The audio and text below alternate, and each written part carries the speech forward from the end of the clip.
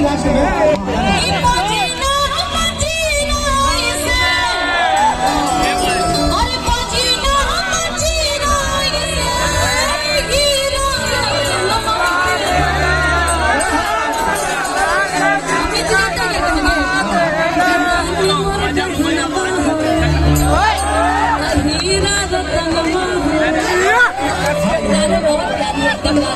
जैसे आप बहुत लकी हैं ना,